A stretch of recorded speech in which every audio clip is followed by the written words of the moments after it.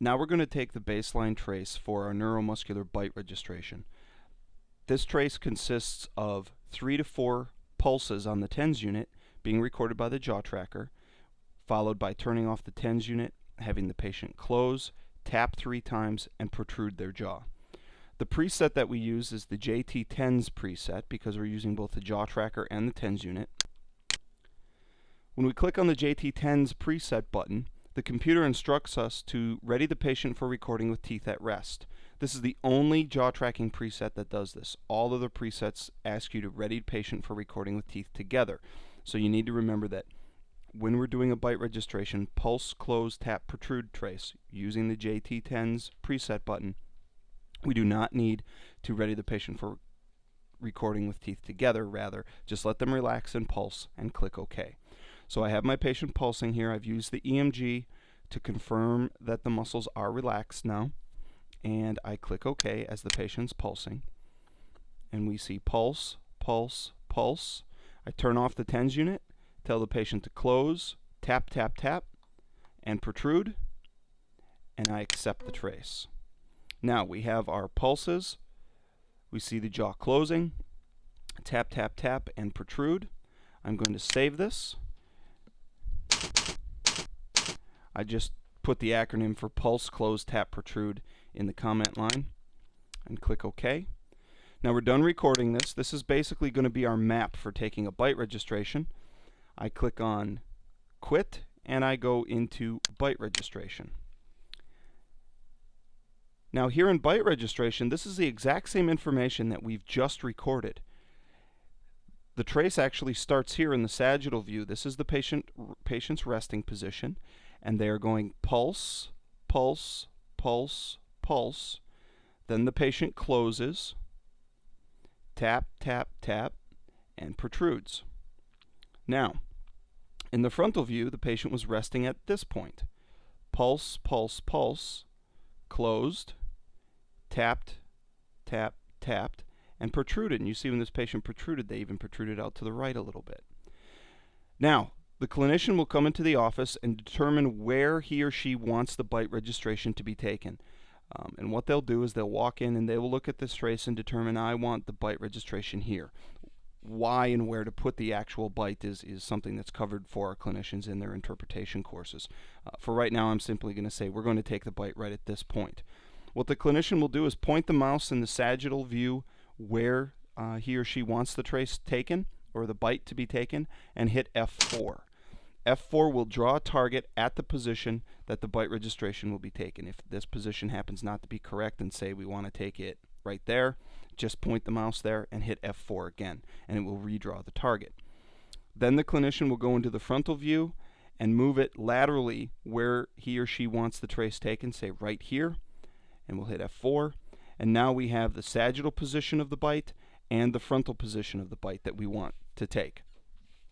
Now we're ready to take our bite registration. I currently have the temporalis and the masseter EMG plugged in. I do not have the SCM and digastrics plugged in. So what I'm going to do before I start to take my bite is go into Options and Edit Preset. I'm going to go to EMG and I'm going to turn off these 2 muscle channels because we're not looking at the SCMs or digastrics. You can look at all 8 muscles, or you can turn them all off if you'd like. Clicking OK.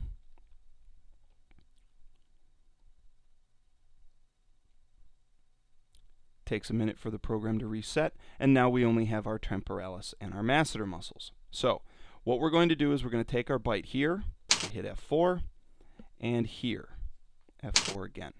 So now what we're going to do is we're going to start the recording. You have your bite registration material ready, jaw tracker on the patient, EMG hooked up if you want it, and we click Start. Now it tells us ready patient for recording with teeth together. So we're going to have the patient bite, and what we'll see is a live indication of the patient's mandible right here in the sagittal view and right here in the frontal view. And then we'll use that to determine exactly where their jaw is. So when I click OK, I tell the patient, bite with your teeth together. That puts them in maximum intercuspation, and there's our live position indicator. Okay, you can go ahead and relax. You see their jaw drop down a little bit. Now what I'm going to do is have the patient open a little bit, open a little more for me. A little more, okay. and I'm going to inject the bite registration material between the teeth. Okay, now I'm going to have the patient close up just a little bit. I'm going to guide this patient's live position indicators right to the position that I want to take the bite. So I want you to close up just a little bit, a little more, come a little forward, close up, a little more, come a little bit forward. This whole time the material is setting just a little bit, open just a little bit, and just hold it right there.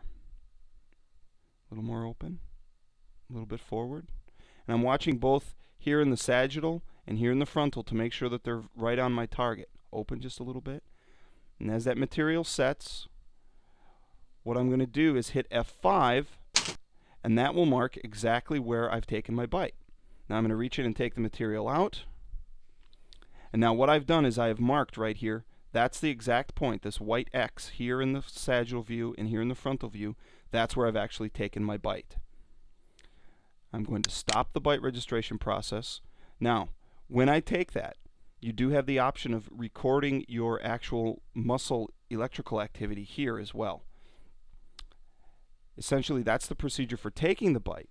Now, if I wanted to check the bite, we would quit, the patient would leave, we would send the bite registration with the models to the lab and say, get a splint back. And we want to make sure that the splint is in the exact same position that the bite was. So what we do is we will pull up that pulse close tap protrude trace that we took on the patient, go into bite registration, and you'll see that saved here is the position that we actually took our bite previously, here and here.